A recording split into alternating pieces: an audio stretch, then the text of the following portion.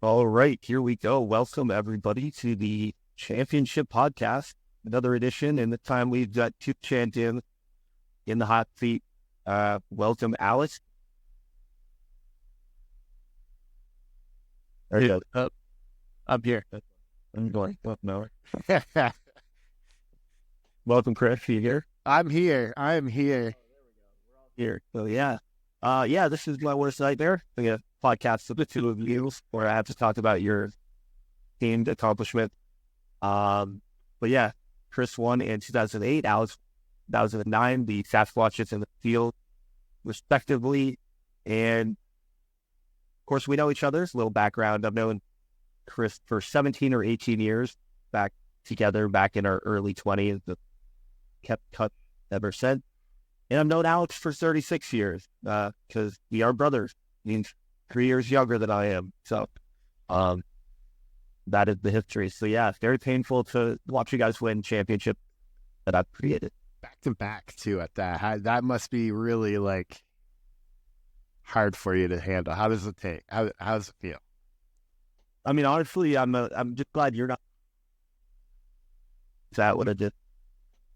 Yeah. Yeah. I mean, this is what I do it for, this conversation right here. This is the reason I'm in the league and the reason I'm playing my base. To have this conversation. Yeah. Your photo brag. Yeah. Yeah. What do you think you guys want to say? Yeah. Not only too is you have to have this conversation. We played a round of golf earlier and reflected a lot of his wahoo in him as well. So he did. I will give him this. We were tied at the 9. At the time. I'll say props to both of you guys for just running the league because it's fun to play in and you guys do a good job. So appreciate it. And you allowed me to win this championship. So I'm grateful. Yeah, we'll do this podcast a little bit since you guys were doing it together. So we'll just talk about your team over the last season here and your championship runs. But first, a little background about you guys and your history in the league. And with Out of the Park, how long have you guys been playing Out of the Park baseball? And just start off with you, Chris. I think you introduced me. I did introduce you. I remember we were talking baseball, and you're like, "I'm a baseball stat nerd," and I remember that just focused me. I was playing this game solo player, not thinking anything online or anything, and I was like, "He said he's a stat nerd," and I was like, "He would love this video game." I said, "Paul, check this game out," and you checked it out, and I think look where we are. Look where we are now. Yeah, and honestly, within the first week, I was stupidest shit ever, and thousands of hours. Thousands of hours later, you can do this. But did you start playing I would say it was right before that. I'll tell you the version I started on. What started on 19? I think I started on 19 as well. Yes, I started on 19 as well. And then Alex, when did you start playing? Looking at my Steam, it looks like my first version was 21. Okay. So you guys got me to get into an online league. Yeah. Right, yeah. And I've only played this game online. I don't ever play. I've never had an offline file of this. Yeah, I don't know how you suckered him into it, Paul. You're just like, hey, just play this game. I don't either. I think we've talked about it. We have friends who we need to just give them the poison pill real quick because they've been resisting. But as soon as they start playing a little bit, get in the league like this, I think they'll be. Yeah, I like this stuff, and in most sports video games, I like playing a dynasty mode and building a team and doing that kind of thing. So this kind of pokes me to that level. It's just a little different because it's you're not in control. So. But yeah, I think that's what got me stuck around on this. That was the multiplayer, competing against other people type of situation. Yeah, for the video games or the. I never knew this game was online when I first started playing. To be truthful, and I can see why. It's really difficult. It's not. Yeah, after running it and having errors and stuff, and it's so stressful. Moving the day forward once, you're like, Here we go. Click. Hopefully, I didn't fuck anything up. It does help that you and I both like to partake. Oh, we live in Vermont. It's legal, so It's a cause and memory. It is legal, but yeah, it can make it difficult to remember. The detail drops a little bit. I should probably keep a like a written list of things to do before you get them, but I just forget it. I have it, but I lost it. So yeah. So yeah, no. Do you guys follow regular baseball? I used to follow baseball really closely. I haven't as much in the last 10 years probably, but I do like the Yankees. I'm a Yankees fan, so yeah. And I'll keep up on like the scores and stuff, but I'd never ever watch baseball pretty much these days. Yeah, I'm the same as well. I used to back in the day, and I'm a hardcore Red Sox fan. So, I used to watch it, and I past like 5-10 years, yeah, lost interest. I mean, I've gone to a game or two, and that's usually when I have to go have more fun. But I'm more interested in football or even playoff hockey, even more than baseball. I know a lot more about the San Diego Seals than I do the New I know more about the Spokane Sasquatches than the Red Sox as well. Yeah, that's funny. And then of course, have you guys participated in other online leagues? I can answer that a little bit. I think we a league together, and there's other GM that were in the league that are in our current league, the NABL or league run by Shower. I think that's how you say it, name Showers, right? Yeah, I think so. Yeah, I don't know. That's kind of a slow league. Alex, I know you won a championship in that league with the craziest run I've ever seen in and out of the park. Any out of the park universe. I don't know if you remember, you were like almost like a 2% to make the playoffs, and you won like 23 and 24 that season, and then you won the championship. I think I went 7 in the final in that one too, so it was stressful. But yeah, you and I ended that season like 23 and 1. It was yeah, I don't know. That was a fun league to play, and that was my introduction. I guess maybe we were in one league quickly. Yeah, I couldn't remember. I knew Chris was, but yeah, their league that lasted for about a week, and then the commissioner was like, "I can't hit." That was my introduction to online out of the park. Yes, online leagues. Yeah. And then we were in that other league, and I can't remember why I stopped paying attention to that one. I think you made this one, and I was basically like, I've got bandwidth for one league, so that other one is. You were pretty inactive in that league, well before. Yeah, I wasn't a great exporter for a good chunk of time there. Yeah, I think I won 2, and then I just was like, it was a good league, but it was a little less active. Yeah, definitely way less. You don't want unmanned teams, which made it a little less how to move. Yeah. Yeah, I think it got. I think too. I had with that league, it was very different than this one for me because I super paid attention in the draft, and then I won pretty quickly. Whereas in this league, I didn't pay attention hardly at all to the draft because I was traveling, and then I just came back and my team really sucked when we started doing this. So, in a kind of different paths. I mean, we have to thank that league, for setting the stones for this league because I mean that's where we got the idea to do the inaugural draft. We had a pretty good time doing that. Yes, we did. Yeah, in that league. So we did the inaugural draft here, and then we were designed after my other league, the Skyline League. So we've taken a little bit from both universities to create what we got going on here. So, spice things up with our little loan. We started in 2001. I kind of like that. Go school. Yeah, I do too. I feel like that's the heyday. Yeah, early 2000. I can't wait till we catch up to present day. Parallel time. I'm joking, chat. Like in real life, I've written 2000 checks and shit like that, and they're like, fuck, 2024. I submit the date 4 or 5 times a week where it says 2009, 2010 on the Bishop announcement.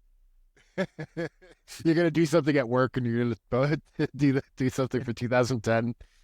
Yeah. It's true. All right, let's talk about your teams over the last few years now. So you guys have both kind of been the top of the movie divisions the last several years. I think you've both missed the playoffs once in the last 5 or 6 years. Yeah, I think that's correct. That you've been perennial playoff team. And the Seals, for several seasons, were kind of known as that team, kind of like Jason, where you get to the playoffs and then you just don't win a series, but you didn't even win a game. You were getting like swept out of series every time you made it. But you finally broke through in 2009, obviously won the championship. In 2008, Chris, I believe you were like the underdog going to that playoff and won the championship. So 2 very different paths. Yeah. But let's reflect on your team real quick. What's been your strategy, Chris, over the last like 5 or 6 seasons trying to build your team? Like, what have you been building? Well, my team was like you said, it was my team was not really good in the inaugural draft. I think my team was close to 500 in the first season, and it wasn't really that close. And I got a really good draft pick, I believe, as well. Not like great, but I went up a few. And I think the next season I started slipping, and I decided to sell, and I had a really good take on trades that year. I decided to sell, and I got 4 number 1 draft picks. So I drafted basically this team that I have, and I got a lot of number 1 picks, like my pitchers. Actually, let's take a look at not the championship team, but let's look at like the start of your playoff run. Yeah, click your 2014 ring. I think if you go back real quick for you, sure. And then click 2004 on the right side, on the left side. Yeah. So this is like kind of your team when you first got into the playoff. Yeah. Take a look. Let's look at the playoffs that season. Let's see how you finished. I think you got knocked out. I think you made the championship, conference championship. It's 2004, you said? I got knocked out by Phoenix in the wild card series that year. That was the year I think it was I had a lot of young guys playing. I think Scott Kinney was a pitcher that started out. Yes, Scott Kinney. He had 234 innings pitched with he was just a stud, and he's the guy that will help me win the championship. Yeah. Big guy. Let me see who else. I can't. I'm tired of looking back at these teams, but Adam Bashera is one of my other guys, and Wayne Williamson too. Wayne Williamson. Forget that was the year he started. That was his rookie year, I believe. Yeah, those have been your core over the last few years. Yes, Wayne Williamson and Ben Fowler, the freshly stolen Ben Fowler. A little sour about that one still. Get back to the playoff timeline there, or click forward, I should say.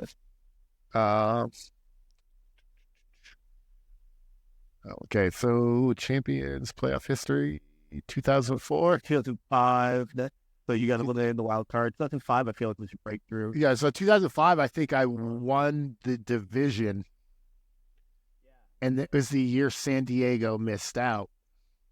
And I beat Virginia and lost to Huron. And then 2006, 2007, kind of where it's step backs, right? You didn't make it as far after going with. Yeah, 2006, I was wild card out, and then 2007, I had a really good year. I think I was first in the league, the 106 wins. I won the division. I think I was second in the league with wins or something like that. I can't remember. I had 106 wins that year in 2007, and I lost to Huron. So Huron's been like Huron was my crutch. That was the season that Huron got up 3-0 on you, and you came back and tied it 3-3. And yeah, I was driving to South Carolina at the time, so I was not watching the playoffs at all. So I'm glad I missed all that excitement, and I could concentrate on driving. It's 2008. It didn't. 2008, yeah. 2000. Yeah, that made the playoffs. And worst playoff team to make the playoffs. Yeah, it was a very off year. A lot of players were not performing up to their. I think Wayne Williamson was dealing with injuries.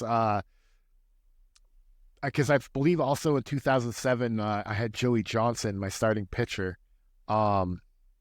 Take a look, champions 2008.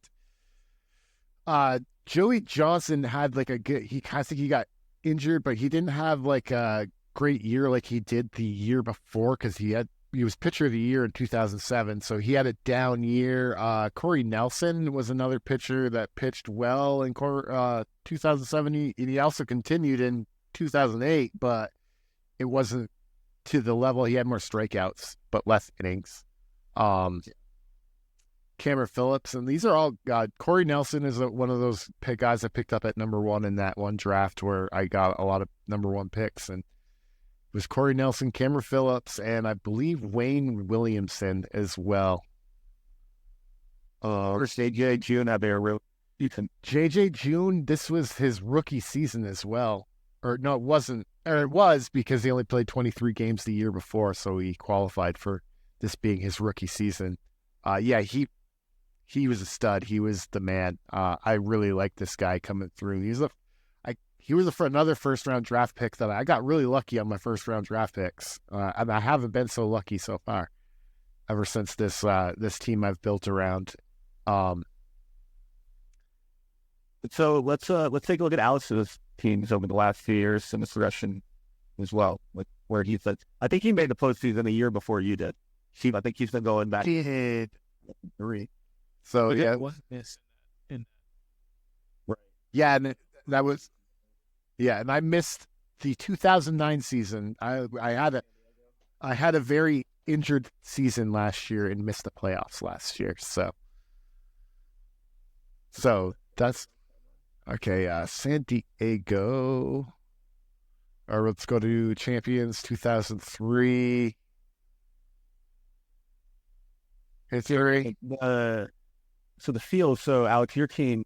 I feel like this 2009, the championship year. 2003, like you were just like the top 1 team. You couldn't win a game. Vancouver in the wild card, the last 3-1. I feel like you got swept in 2004. Yeah, I had really bad playoff luck. This was funny in 2003 though, because I don't know if you remember, but that's when I first called up like Craig Robinette accidentally. Yeah. At the same time, and then they like started out and were just absolutely. Yeah. You were like a baseball team.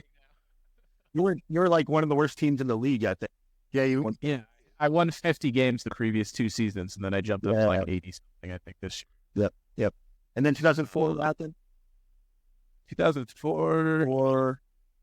He won a division. No, it wasn't good. But you got swept by a team. Yeah, I think I had 1 playoff win between these 3 seasons. In 2005. For a couple of seasons with the Fire Conference. So you missed in 2005. You missed the playoffs. In 2004, 2006. I went the wrong directions. You won 1 game against Louisville. Yeah. So when you came twice, and you were 1-8. In 2007, I only won a playoff round. You beat 1-2. Actually, you beat Milwaukee. I finally came up against Kingston, who has harder luck than me. So that I won, and then lost their Huron. Yeah, that was Huron's year. He knocked you both out. That was your glory years. That was your glory playoff, wasn't it? You're definitely a Huron fan that season. He's done a great job, though it seemed, but not rooting for him. 2000 was when Chris won, and I think Alex, his first round exit as a division winner again. Yeah. But no, I mean the Fields have been good for a long time, and just have stuck to the playoffs since the last year. We finally broke through. But what's your strategy, Ben? How have you built your? So basically, like my team was terrible, so it was a lot of drafting and just kind of picking the right things. I drafted a bunch of good starting pitchers, and I think that's really been the difference. My whole rotation is guys that I've drafted and have been just on my team, and then I've just kind of every couple of years traded a bunch of draft picks for like a really impactful bat, and then kept those guys around. So, you have to just the biggest name in the game. This has been a very very. Well, some teams have done it in the league, but different approach. Yeah, and if we go to my team, actually, like I think it's kind of a mix of like guys I drafted in my lineup that are the role guys, and then guys I traded for. So Bill Price was a big trade. Swart was a big trade. Mike Wilson, I think I signed as a free agent, which was actually has been a great pickup for me. Jim Green. I'm not gonna lie. Like when I saw that you got BJ Swart, I literally I think I called Paul and I was like, "Are you freaking serious? Who allowed the BJ Swart trade? This is not cool." I guess with Ryan in the league. Ryan just like instantly enriches my brother. I was very, very close to trading for 2 different closers at the deadline to go over budget, and both of those just didn't work out for whatever reason. And then I just out of the blue, like I had asked Ryan, I think before that, and then I out of the blue was like, "What do you want for this?" And just did it really impulsively, but it ended up working out pretty good. Yeah, for sure. I would have given anything for Swart. Well, I wouldn't have right now because I'm not. But like if I was in a competitive window, like work. Although we did call out that in the championship series, he was really good in all 3 games that I lost, and he didn't do anything. Yeah. He won MVP of the series, but he was absolute dog shit in all your wins. He was the first MVP to never get a hit, I think. Yeah. And then some of these guys too, like Clark Heine was a draft pick, Glenn Marks was a draft pick, Ren Gifo was a draft pick. I really liked actually Ryan Wilson too, because he was a captain and he was the leader of the team last year. I can't remember if I signed him as a free agent or traded for him. But yeah, that's basically it. I try to draft good pitching and then trade for big bats and then have good vibes in the clubhouse. I'm a big good vibes guy. Need to have like good influences only in the clubhouse is my. You want no cancer living in there? Yeah, I don't trade. Yeah, I try not to trade or draft guys with shitty personalities, basically, even if they're good. Yep. I kind of feel that way too. I mean, I don't know. Who knows how much weight it actually is? In my mind, it's a lot. Sometimes, that's all that matters. I closer put 2 guys on in the 9th inning of the Game 7 to start off, then that's when the vibes really matter. Yeah, that was down to the line. I remember when we were running that, I was like, oh boy, we have to run this pitch by pitch. Our Paul said that, and I had to. I'm sure I could be. I mean, I've been in your shoes. Like, my series was totally different than your series, where I swept 4-0. Yeah, let's talk about those real quick. So obviously in Chris's playoff run, he won the Wild Card Series 3-2 over Heroes. That went to a decisive Game 5. But I feel like was that the year? Like maybe I'm wrong. The Rose team was winning. Yes, I think so. 2008. You're wrong about that. I mean, Chris would have been the underdog, so he would have had to be. I think me and Huron split one. We were 1-1. It was a close series. It was a close series. I think it was 1-1, and then I think I went 2-1, and then he won the Game 4, and I think I won Game 5 in the Wild Card Series. I think we were predicting a close series because I think it's like the 3rd time you got to. Yeah, he's been the. Yeah. He was it was the hump. He was the hump I needed to get over to actually get somewhere in the playoff. And I met him in the Wild Card Series, and I was scared because I was like, oh man, he's going to destroy me. Like he does. He puts together a very good team. So, and I was nervous, and he had a down year, and I was like, I would rather face him further on down the playoffs than right off in the beginning. But I guess I was wrong. I guess facing him off in the Wild Card Series is the way to do it because, I only have to win 3. So, I've changed the rules now that we're doing 7-game series. Ooh, awesome. Love it. It's definitely one of the reward playoff games of Will Extra Baseball. And then, so you went on to the next series. You faced Kingston. We all know about Kingston's history here in the league. Definitely some tough luck here in the playoff. Yeah, you got 2 wins against me though, so you did, which is great. If you won 4 wins, I did. I got 4. Yeah, you were able to go on, and I was like Kingston, and then you beat Milwaukee, who was kind of up. Yeah, he was also another underdog. He was another underdog that came in to beat St. Louis, who was really hot, and then he came in to beat Alex, who won the division that year. Yeah, no, it was another letdown of my pitching staff where I was like, my good guys just couldn't get it done. That was kind of the trademark of this postseason, was that the underdog won like almost every series. Yeah. Across the board. Las Vegas was the underdog, even though we all took papers against Denver, who had like the second in the division. Yeah. Boston had just snuck in with a late run to beat Fort Collins, and they just kept winning. The underdog won every single series. Yeah, and Boston went all the way to the championship to face Earls. Yeah. I think that's the only place the underdog lost. Yeah, that is. Yeah, it is.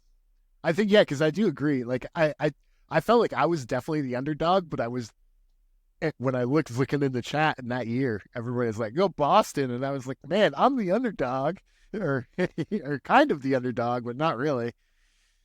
Yeah. But I mean, the only difference is Boston had never. Yeah. I've been there a bunch. Yeah. I've had a lot of playoff experience. Yeah. No one cared about that. I don't know. Nobody gave a shit. You know, my time was 5 years ago. Yep.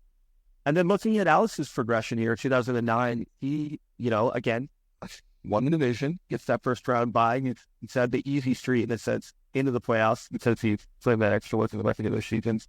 But wet of a Nashville team who had just come off a sweep of Louisville, so they came in like really hot down the stretch, and then even in the postseason, and he just completely flattened them.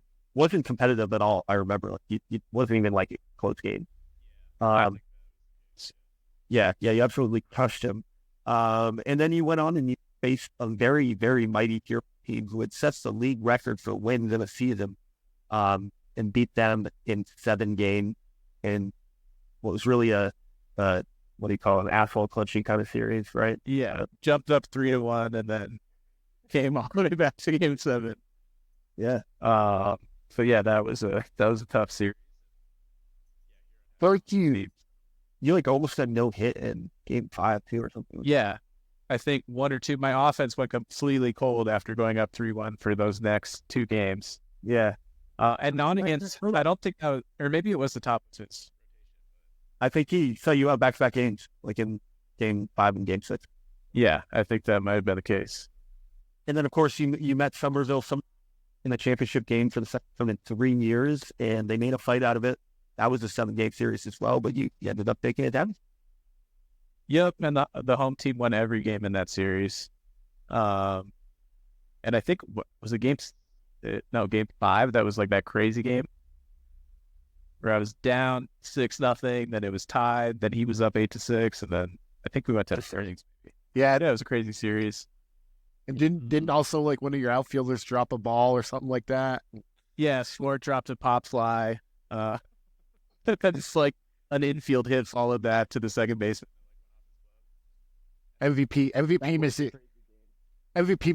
material right there.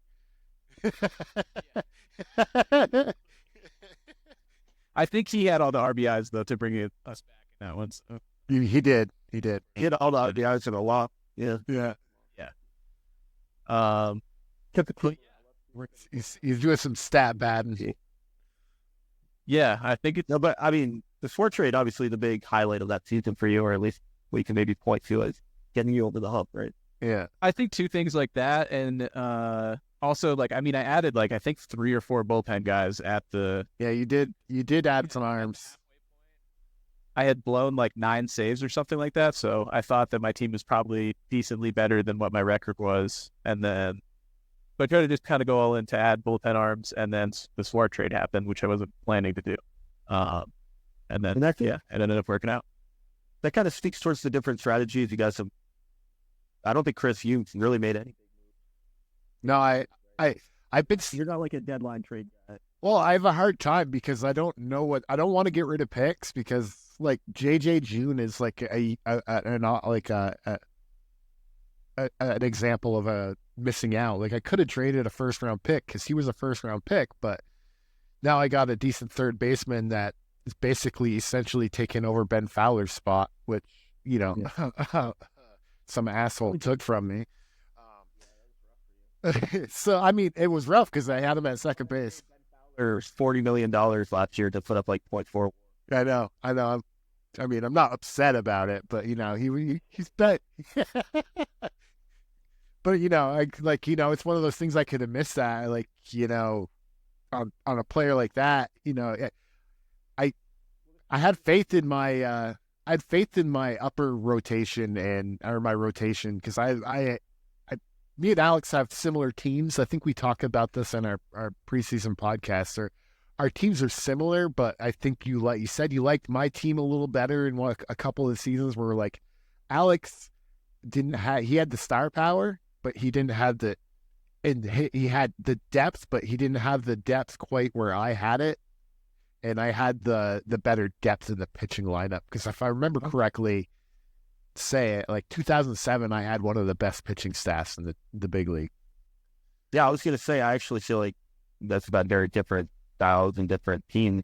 I feel like I added said you have both similar. You have like good, strong rotations. So like Alex is a very like bringing a superstar type of GM so far, and you've done a lot more with like building your system and working within my system and bringing people up and making key free agent signings really is also it too, because to the year I won it, I signed Jason Gartz to a 1-year deal because I think I was lacking in 2007 was like a guy that would hit 30 homers. So I signed one for a year.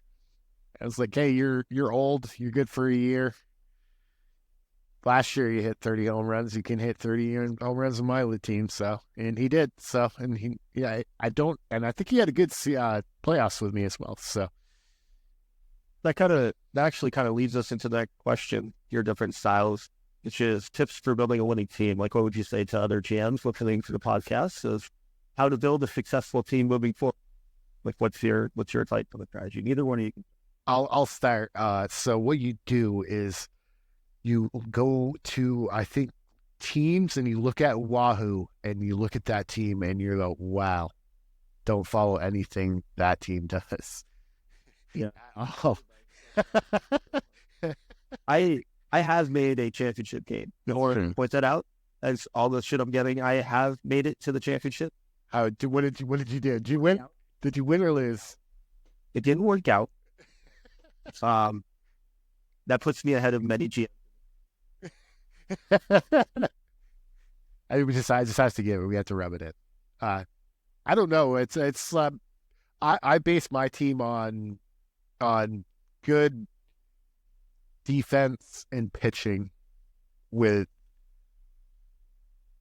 good attitude. Like I'm with Alex too. I like a team with good vibes because my team has been ecstatic the past 3 years. My team was ecstatic to miss the playoffs last year.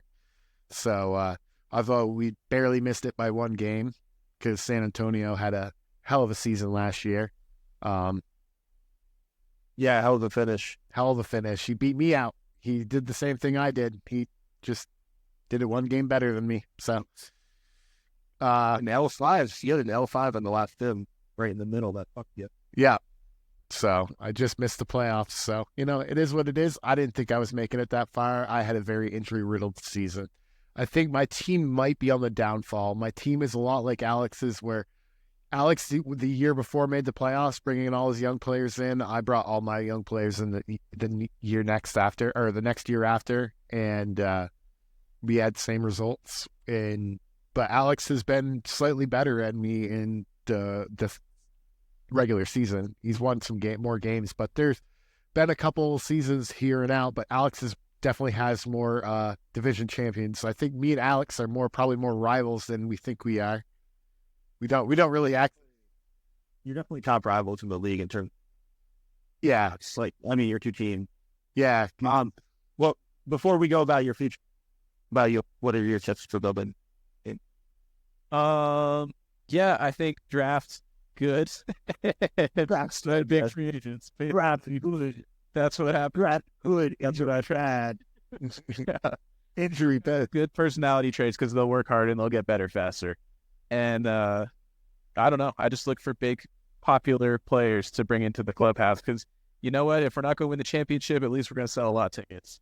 Yeah. Stay to the rest of the league. Please stop trading San Diego, Kieran, and who else is free and all the top guys. Listen, if the timing's right, I'll trade you my whole draft class for your best players. So come talk to me. Deadline.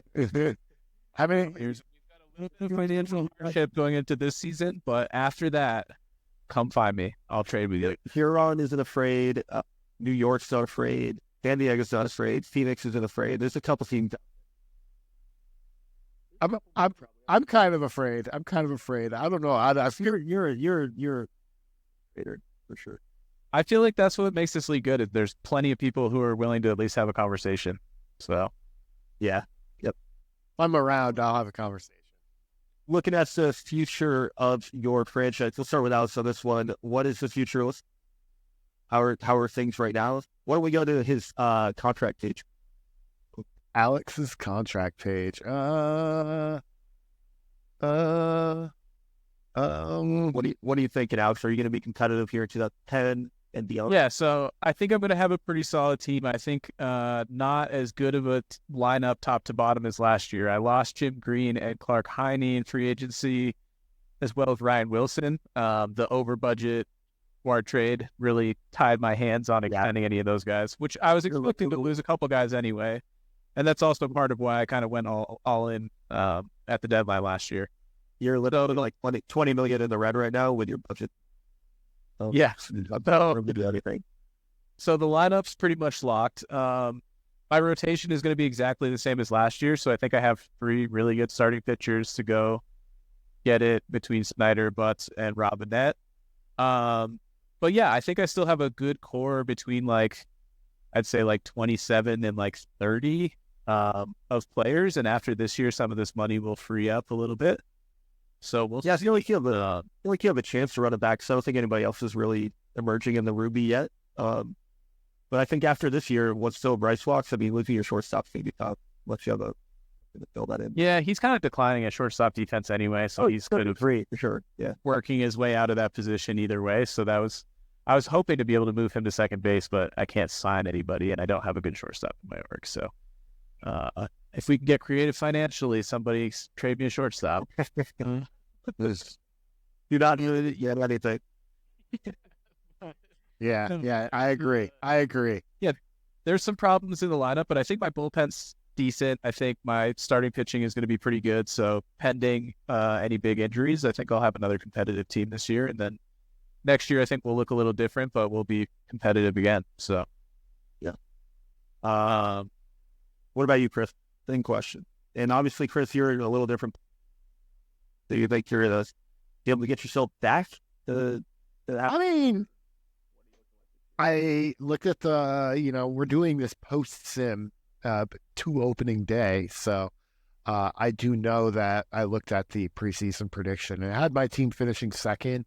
I do think my team's got a chance. It's just the question if they stay healthy and if Joey Johnson, my old ace here, he's declining, so I don't know what's going to happen with him. If he's just going to hold on and be a solid old guy, you know what I mean? And it's different your team looks. This is what I'm talking about to Alex in terms of structure and contract-wise. You got a bunch of mid guys here, mid salary guys. Yeah, 5 guys over 20 million. Yeah, I try not to pay a lot of. I'm a cheapskate. I don't want to pay these guys. I'd rather spend. I mean, I want to pay money to them, but I'd rather. Let's see. I have 23 million. I mean, I give my. I have 20 million in each now. Has negative 20 million and has 5 million in each fund. I try and be for our contract that I didn't create.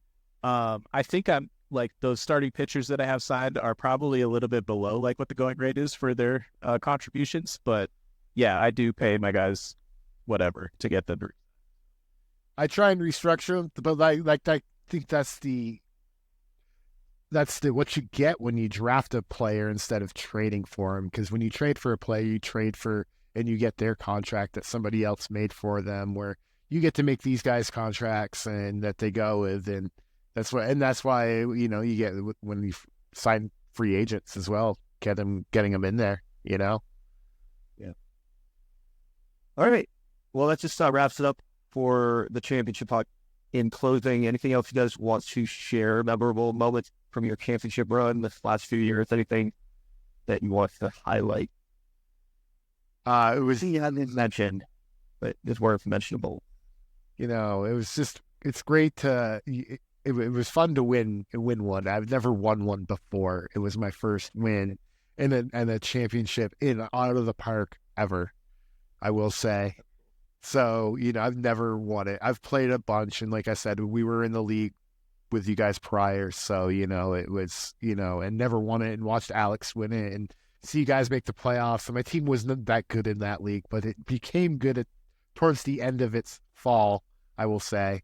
And I saw what it could become. So I felt pretty good making my team and how fast this league runs. It's, I got to see it happen and a lot faster. Now I get to see the fall of it and see what's going to happen, because I think my team's still got to run. I got a chance, but I think teams in the Ruby are going to start catching up here soon. And I think me and Alex might be runners up eventually here. I will say, when I saw, the other day, it was like maybe a couple of weeks ago when everybody's posting their spreadsheets in general chat. And then I just thought about the fact that you have a championship. I was just like, really anybody can do it. Anybody can do it. I really hate you. I really hate you for that. But you know what? It's good. That's good. But you know what? I don't care. You don't have one. It's true. I Paul, I'm 2 up on you. Chris, I'm 1 up on you. I know you couldn't give me. You couldn't even give me. You gave me 1 month of the glory of being tied with you, Alex. That's what makes me the more mad about it. Is that you gave me 1 month. It's like I could have a year, but I got my chance coming next year for you. So because this is kind of rare, we are all think the future of the division looks like. Are you afraid of any of these? Our division? I think San Antonio is going to be a really tough team for us in the division. I'm definitely not worried about Oahu. They're like a cellar dweller team. Honestly, when we moved to minor league system rankings, and I saw that 58 out of 28 after missing the playoffs for like 6 straight years, how many reasons do I have to full now? So we go to keep it up. Just like you get to like 500 and your team falls apart. They're like, "Oh, we did it, boys! We made it to 500. Let's enjoy the sun in Hawaii."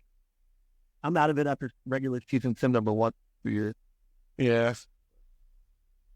I don't know. I mean, like, I think that there's a couple, like San Antonio has been like coming close. I like that they signed Clark Heine for me. I think he's a good bat, so they added something to that lineup. And I don't know what Phoenix is up to, but he's got some good young. Yeah, Phoenix is that other team. He's that team that he's like always like in the mix, but he always falls apart at the end. He's not afraid to make a big move, but you see how old guys, like 5 years, he should put you down, and I don't know, he hasn't done that. Yeah, he's got 20. He is now 28. So, and I think he has a lot of pick invested in other people right now. So that's a tough one. I don't know about him. Honestly, for our division being so bad for as many years as it has, don't have any of the top systems in the league. I think our best system is San Antonio. It's 8. So the top 7 systems are outside of our division. So yeah, more pain and misery for the Ruby division. Yeah, I've been trading all my draft picks away, so like that kills my system. But I feel like I had drafted pretty well and had a good system. I just got rid of all of them to get some of these players that I've had in my team the last couple of years. So yeah, you're 25th. Chris is 22nd. Again, Phoenix is 28. I'm 21st. You're 21st, and I'm 22nd. Again, we'll get into all of it. Big Hornets. Yeah. Big Horn, Golden State, Gold. Yeah, he's got 2 pitchers in the lineup I see here that are both like this Cole Bowden guy looks pretty nice. So, all right, yeah. So let's wrap this up. So yeah, again, congratulations, the championship. Yeah, hopefully they're the last for a while. Well, I want at least one more. I gotta catch up to Alex one more time. So come on, guys. You can trade me best players, and I will give you. I don't know. I'll give you something. I'll give you a Wahoo first pick. He'll overpay for your best players. Yeah, I will. Sure, why not? Really ridiculous demand. Yeah, sure. You see, certain arms race between the two of you. All your assets. Use all your assets. But yeah. Anyway, nice talking with you both. And then I think Nice talking to you. I'll talk to you in like 5 minutes. it's probably going to be released after the. So this is gonna sound great. Love it. All right, guys. Get going. Way to go, guys. Bye. Wahoo sucks. I love the ending to this. This is gonna be great.